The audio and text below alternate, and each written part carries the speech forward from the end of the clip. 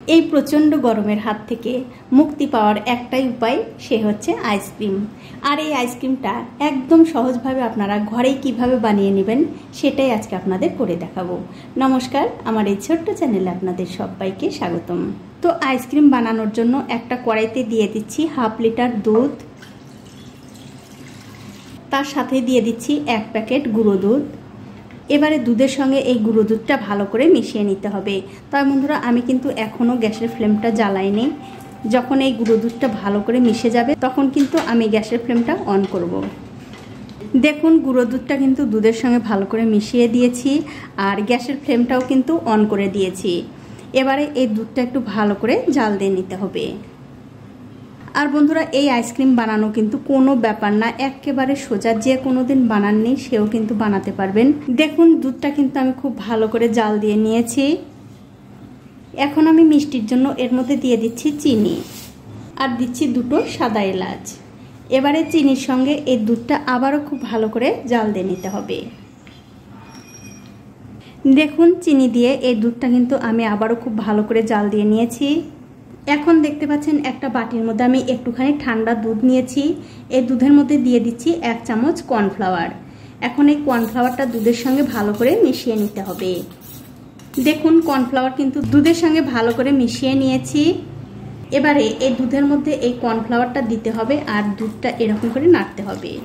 তাহলেই দেখবেন কিছুক্ষণ পরে এই দুধটা অনেকটা ঘন হয়ে গেছে।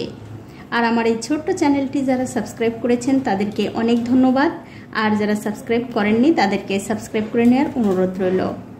এখন আমি গ্যাসের ফ্লেমটা বাড়িয়ে দিয়ে এই দুধটা একটুখানি ঘন করে নেব। তো এই দেখুন বন্ধুরা, কর্নফ্লাওয়ার দেওয়ার পর 2-3 মিনিট সময় ধরে এই দুধটা জাল দিয়ে আমি অনেকটাই ঘন করে নিয়েছি। আর এর চেয়ে বেশি কিন্তু ঘন করার দরকার নেই, তার কারণ হচ্ছে এই দুধটা যখন ঠান্ডা হবে তখন কিন্তু আরও ঘন হয়ে যাবে। এবারে গ্যাসের ফ্লেমটা বন্ধ করে দিয়ে অনবরত নাড়াচাড়া করে এই দুধটা ঠান্ডা করে নিতে হবে। তো বন্ধুরা, এই দুধটা কিন্তু আমি ভালো করে ঠান্ডা করে নিয়েছি। এখন দেখতে পাচ্ছেন আমি আইসক্রিমের মোল্ড নিয়েছি। এই মোল্ডের মধ্যে দুধটা দিয়ে দিতে হবে। আমি এখানে আইসক্রিমের মোল্ড নিয়েছি, আপনারা চাইলে কিন্তু যে কোনো কাপ, বাটি কিংবা অন টাইম যে গ্লাসগুলো পাওয়া যায় সেগুলোতেও কিন্তু আইসক্রিম বানিয়ে নিতে পারেন, কোনো অসুবিধা নেই। সবটুকু দুধ কিন্তু আমি ঢেলে দিয়েছি। এবারে এরকম একটা ফয়েল পেপার দিয়ে এটা ঢেকে দিতে হবে।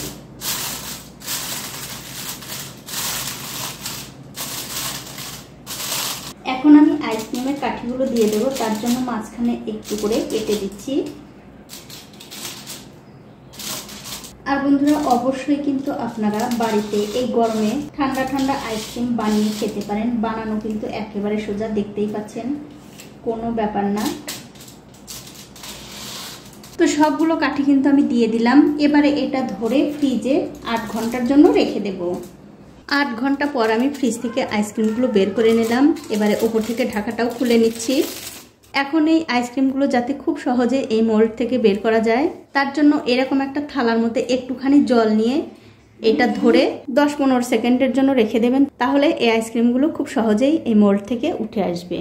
এখন এরকম করে কাঠি ধরে টানলেই কিন্তু উঠে আসবে। দেখুন, তো এক এক করে কিন্তু আমি সবগুলো আইসক্রিম বের করে নিলাম।